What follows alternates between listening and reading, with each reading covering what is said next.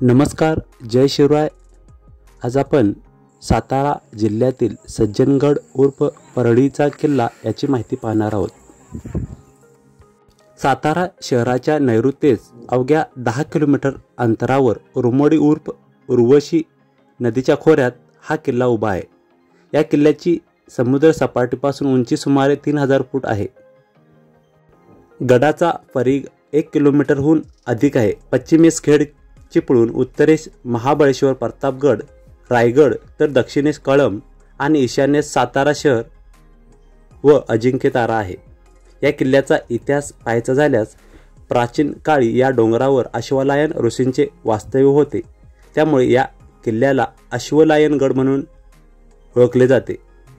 या किल्ल्याची उभारणी शिलाहार राजा भोज याने 11व्या शतकात केली। 2 एप्रिल 1673 मध्ये छत्रपती शिवाजी महाराज यांनी हा किल्ला आदिलशहाकडून जिंकून घेतला। शिवाजी महाराजांच्या विनंतीवरून समर्थ रामदास स्वामी या गडावर कायमच्या वास्तव्यास आले। किल्ल्याचे नाव सज्जनगड झाले।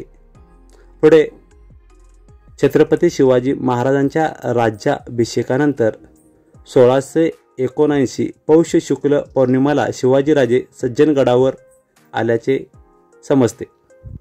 18 जानेवारी 1682 रोजी गडावर रामाच्या मूर्तीची स्थापना करण्यात आली। 22 जानेवारी 1682 मध्ये रामदास स्वामींनी या गडावर देह ठेवला। यानंतर पुढे 21 एप्रिल 1700 मध्ये फत्तेउल्ला खानाने सज्जनगडास वेढा घातला व 6 जून 1700 ला सज्जनगड मोगलांच्या ताब्यात गेला। त्याचे नाव नैरस्तारा असे ठेवण्यात आले। सन 1709 मध्ये मराठ्यांनी फुल्ला हा किल्ला जिंकून घेतला। इसवी सन 1818 मध्ये हा किल्ला इंग्रजांच्या ताब्यात गेला। गडावर प्रवेश करताना पहिल्या दरवाजाला छत्रपती शिवाजी महाराज द्वार असे म्हणतात।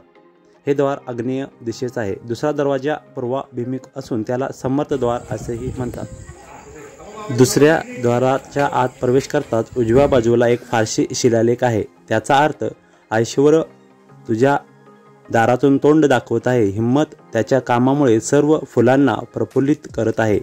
तू विवंचना दूर होण्याचे स्थान आहेस, परंतु पुन्हा विवंचना मुक्त आहेस। तुझ्या पासून सर्व विवंचना दूर होतात। परळी किल्ल्यावरील इमारतीच्या दरवाजेचा पाया 3 जनादिलाखर या तारखेस तयार झाला। आदिलशहा रेहान याने काम केले असा त्याचा उल्लेख आहे।